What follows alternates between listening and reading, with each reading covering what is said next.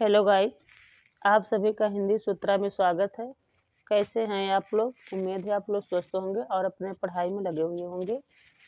तो हम लोग कर रहे हैं जीआरसी लेक्चर और केवीएस या एनवीएस टीजीटी पीजीटी का प्रैक्टिस सेट, तो जिसमें हम लोग 5 प्रैक्टिस सेट पूरा कर चुके हैं। आज हम लोग करेंगे 6वां प्रैक्टिस सेट, जिसमें कि 50 क्वेश्चन रहेंगे। बहुत ही ऑथेंटिक प्रश्न रहते हैं, तो ज़्यादा समय न रहते हुए प्रश्नों की ओर चलते हैं। हिंदी साहित्य एक आधुनिक परिदृश्य के लेखक हैं। हिंदी साहित्य एक आधुनिक परिदृश्य के लेखक कौन हैं? अज्ञेय। दूसरा ऑप्शन हमारा सही हो जाएगा, अज्ञेय जी हैं। मिश्र बंधु विनोद में लगभग कितने कवियों का वर्णन है? तो मिश्र बंधु विनोद में लगभग 5000 कवियों का वर्णन है। तीसरा ऑप्शन हमारा सही हो जाएगा, 5000। आदिकाल को चारण काल और संधि काल किसने कहा है? तो डॉक्टर राम कुमार वर्मा ने कहा है। आदिकाल को चारण काल और संधि काल डॉक्टर राम कुमार वर्मा ने कहा है। पहला ऑप्शन हमारा सही हो जाएगा। सिद्धों की संख्या कितनी मानी गई है? तो सिद्धों की संख्या 84 मानी गई है। दूसरा ऑप्शन हमारा सही हो जाएगा। योगचर्या के रचनाकार हैं। योगचर्या किसकी है? डोम्भिपा का। तीसरा ऑप्शन सही हो जाएगा, डोम्भिपा के है योगचर्या। नाद न बिंदु न रवि शशि मंडल पंक्ति किसकी है? तो सरहपा की है। दूसरा ऑप्शन सही हो जाएगा, सरहपा। किसका छद्म नाम भैरवानंद मिलता है? किसका छद्म नाम भैरवानंद मिलता है? तो कितना मिलता है? मच्छंदर नाथ का। मच्छंदर नाथ का नाम भैरवानंद ही मिलता है। तीसरा ऑप्शन हमारा सही हो जाएगा। परमात्मा प्रकाश और योग सार किसकी रचना है? तो जोइंदो की है। परमात्मा प्रकाश योग सार जोइंदो की रचना है। पहला ऑप्शन हमारा सही हो जाएगा। हिंदी साहित्य में सर्वप्रथम 12 मासा पद्धति का वर्णन किसमें मिलता है? तो विसल देव रासो में मिलता है। 12 मासा पद्धति विसल देव रासो में मिलता है। पहला ऑप्शन हमारा सही हो जाएगा। पृथ्वीराज रासो को किसने अर्ध प्रमाणित नहीं माना है? पृथ्वीराज रासो को किसने अर्ध प्रमाणित नहीं माना है? तो डॉक्टर वूलर ने अर्ध प्रमाणित नहीं माना है। तीसरा ऑप्शन हमारा सही हो जाएगा। बाकी डॉक्टर दशरथ ओझा, हजारी प्रसाद द्विवेदी और सुनीत कुमार चटर्जी, ये तीनों अर्ध प्रमाणित माने हैं, लेकिन डॉक्टर वूलर अर्ध प्रमाणित नहीं माने हैं। तो तीसरा ऑप्शन सही हो जाएगा। विद्यापति को किसने जातीय कवि कहा है? विद्यापति को किसने जातीय कवि कहा है? तो बच्चन सिंह ने जातीय कवि कहा है विद्यापति को। तीसरा पहला ऑप्शन हमारा सही हो जाएगा। किसे हिंदी साहित्य को स्वर्ण युग कहा जाता है? किसे हिंदी साहित्य को स्वर्ण युग कहा जाता है? तो भक्ति काल को। दूसरा ऑप्शन सही हो जाएगा, भक्ति काल को स्वर्ण युग भी कहा जाता है। ज्ञान बोध और रतन खान रचना किसकी है? तो मलूक दास की है। तीसरा ऑप्शन सही हो जाएगा, मलूक दास। दादू का जन्म किस परिवार में हुआ? दादू दयाल का जन्म किस परिवार में हुआ था? तो धुनिया परिवार में हुआ था। पहला ऑप्शन हमारा सही हो जाएगा। सत्यनामी संप्रदाय, यहाँ संप्रदाय हो जाएगा। सत्यनामी संप्रदाय के प्रवर्तक कौन है? तो जगजीवन दास हैं। दूसरा ऑप्शन सही हो जाएगा, जगजीवन दास। पद्मावत के रचनाकार हैं। पद्मावत किसकी रचना है? तो जायसी की, यानी कि मलिक मोहम्मद जायसी। चौथा ऑप्शन हमारा सही हो जाएगा। किस संप्रदाय के लोग वैरागी नाम से प्रसिद्ध हैं? तो रामानंदी संप्रदाय, पहला ऑप्शन सही हो जाएगा। रामानंदी संप्रदाय बैरागी नाम से भी प्रसिद्ध हैं। गोरख जगायो जोग भगत भगायो लोग, पंक्ति कहाँ से ली गई है? तो ये पंक्ति कहाँ से ली गई है? कवितावली से। ठीक, कवितावली किसकी रचना है? तुलसीदास की। गोरख जगायो जोग भगत भगायो लोग, पंक्ति किसकी है? तुलसीदास की है। कहाँ से ली गई है? तो कवितावली से, जिसमें पहला ऑप्शन सही हो जाएगा। सूरदास को ब्रजभाषा का अग्रदूत किसने कहा है? तो डॉक्टर नगेंद्र ने कहा है। सूरदास को ब्रजभाषा का अग्रदूत डॉक्टर नगेंद्र ने कहा है। दूसरा ऑप्शन सही हो जाएगा। किसकी गोपियां बहुत भावुक हैं तथा तर्कशील कम? किसकी हैं? तो सूरदास की। सूरदास की गोपियां भावुक ज्यादा हैं और तर्कशील कम है। दूसरा ऑप्शन हमारा सही हो जाएगी।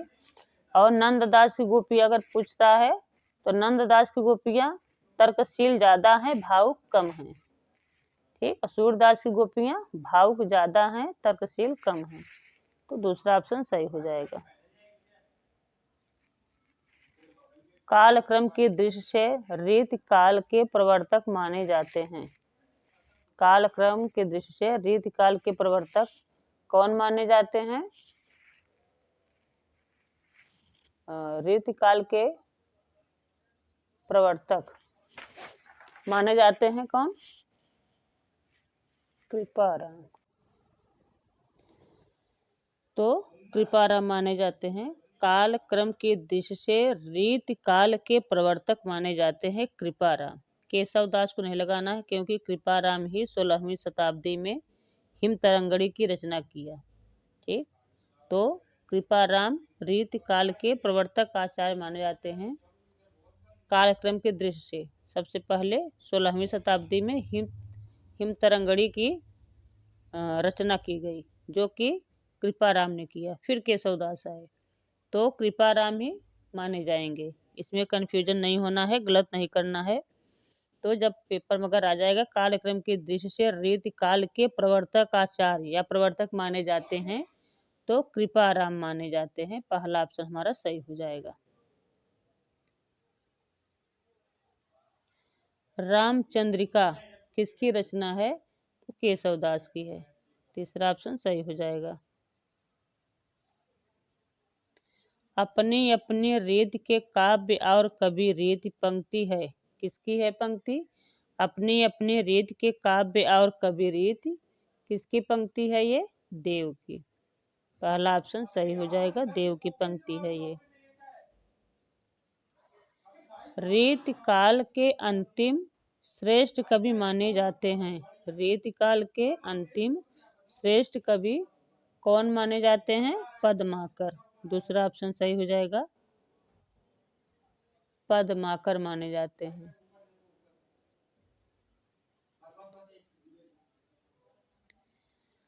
तुम कौन सी पाटी पढ़े हो लल्ला, मन लेहूं पर देहूं छटांक नहीं, पंक्ति है किसकी? पंक्ति है ये घनानंद की। पहला ऑप्शन सही हो जाएगा, घनानंद का। भाषा भूषण के रचनाकार हैं। भाषा भूषण किसकी रचना है? जसवंत सिंह का। दूसरा ऑप्शन सही हो जाएगा, जसवंत सिंह। केशव को कठिन काव्य का प्रेत किसने कहा है? तो केशव को कठिन काव्य का प्रेत आचार्य शुक्ल ने कहा है। पहला ऑप्शन सही हो जाएगा। कृष्णजू को नखशिख के रचनाकार हैं। कृष्णजू को नखशिख किसकी रचना है? ग्वाल कवि की।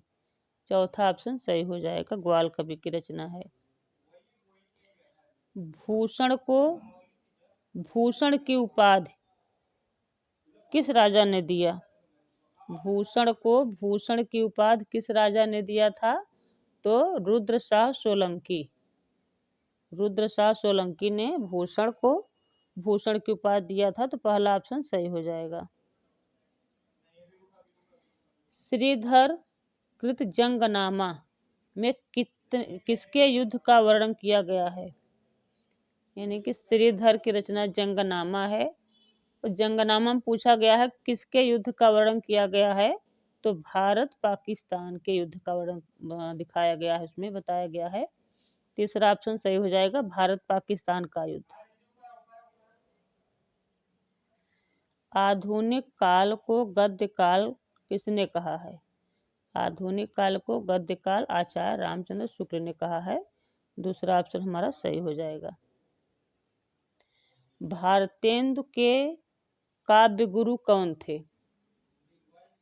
तो भारतेंदु के काव्य गुरु पंडित लोकनाथ थे। चौथा ऑप्शन हमारा सही हो जाएगा, पंडित लोकनाथ।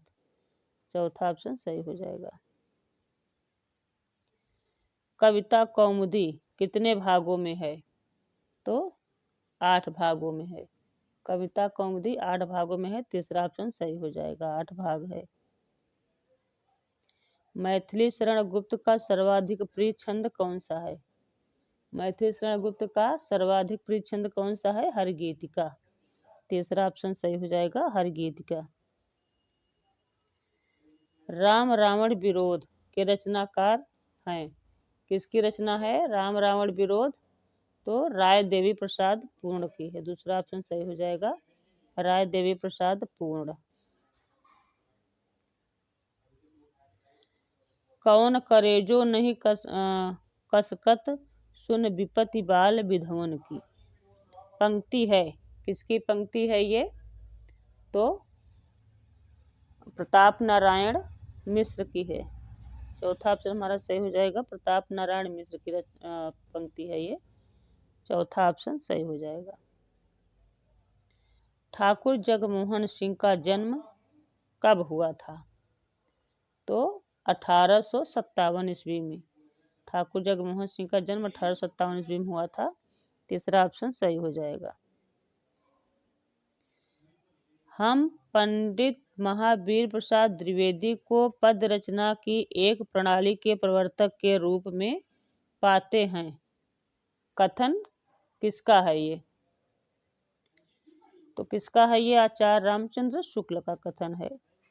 दूसरा ऑप्शन सही हो जाएगा, शुक्ल ने कहा है ये पंडित महावीर प्रसाद के बारे में। गुणवंत हेमंत किसकी रचना है? गुणवंत हेमंत तो श्रीधर पाठक की है। दूसरा ऑप्शन सही हो जाएगा, श्रीधर पाठक की रचना है। इतिवृत्तात्मकता किस युग की प्रवृत्ति थी? तो द्विवेदी युग की प्रवृत्ति थी इतिवृत्तात्मकता। दूसरा ऑप्शन सही हो जाएगा, द्विवेदी युग। गरगज सिंह किसका उपनाम मिलता है? तो गरगज सिंह निराला का उपनाम मिलता है। पहला ऑप्शन सही हो जाएगा, निराला। निराला की सर्वाधिक व्यक्तिपरक रचना मानी जाती है। निराला की सर्वाधिक व्यक्तिपरक रचना कौन सी मानी जाती है? तो सरोज स्मृति। ठीक, चौथा ऑप्शन सही हो जाएगा, सरोज स्मृति। उनकी बेटी अपने बेटी की याद में लिखे थे, उनकी निराला की बेटी का नाम था सरोज। उनकी मृत्यु के बाद उन्हें सरोज स्मृति नामक काव्य लिखा था, जो कि उन्हें सर्वाधिक प्रिय थी। सबसे जो प्रिय थी उनकी रचना वो सरोज स्मृति ही थी। तो चौथा ऑप्शन हमारा सही हो जाएगा। माझी न बजाओ बंसी मेरा प्रण टूटता पंक्ति है। किसकी पंक्ति है ये? तो केदारनाथ अग्रवाल की पंक्ति है। तीसरा ऑप्शन सही हो जाएगा, केदारनाथ अग्रवाल। केदारनाथ सिंह नहीं लगाना है हमें, केदारनाथ अग्रवाल की पंक्ति है। तीसरा ऑप्शन सही हो जाएगा। घर घर घूमता रात बिरात किसकी रचना है? घर घर घूमा रात बिरात लीलाधर मंडलोई का है। लीलाधर मंडलोई। तो कंफ्यूजन नहीं होला, लीलाधर जगूड़ी नहीं लगाना है, लीलाधर मंडलोई लगाना है। घर घर घूमा रात बिरात रचना लीलाधर मंडलोई की है। तो तीसरा ऑप्शन सही हो जाएगा। छायावाद के बाद नए काव्य आंदोलन की शुरुआत रामेश्वर शुक्ल अंचल से किसने माना है? छायावाद के बाद नए काव्य आंदोलन की शुरुआत रामेश्वर शुक्ल अंचल से किसने माना है? तो नंद दुलारे वाजपेयी ने माना है। दूसरा ऑप्शन सही हो जाएगा, नंद दुलारे वाजपेयी। नाभादास किसके भक्त थे? तो राम भक्त थे। पहला ऑप्शन सही हो जाएगा, नाभादास राम भक्त थे। हरिऔध को प्री प्रवास पर कौन सा पुरस्कार मिला? तो हरिऔध को प्री प्रवास पर मंगला प्रसाद पारितोषिक पुरस्कार मिला। पहला ऑप्शन सही हो जाएगा, मंगला प्रसाद पारितोषिक। त्रिलोचन की रचना नहीं है, तो कौन सी नहीं है त्रिलोचन की रचना? अंश। बाकी धरती, शब्द, गुलाब और बुलबुल ये तीनों त्रिलोचन की रचना है। अंश त्रिलोचन की रचना नहीं है। दूसरा ऑप्शन सही हो जाएगा। प्रयोगवाद को बैठे ठाले का धंधा किसने कहा है? यहाँ घंघा लिख गया है, धंधा होगा। ठीक, प्रयोगवाद को बैठे ठाले का धंधा किसने कहा है? तो किसने कहा है? नंद दुलारे वाजपेयी ने कहा है। चौथा ऑप्शन सही हो जाएगा, नंद दुलारे वाजपेयी ने कहा है। लास्ट प्रश्न देखते हैं। तार सप्तक का प्रकाशन वर्ष क्या माना जाता है? 1943 ईस्वी। तीसरा ऑप्शन सही हो जाएगा, 1943 ईस्वी तार सप्तक का प्रकाशन वर्ष माना जाता है। इसके प्रणेता कौन है? अज्ञेय जी हैं। ठीक, अज्ञेय हैं।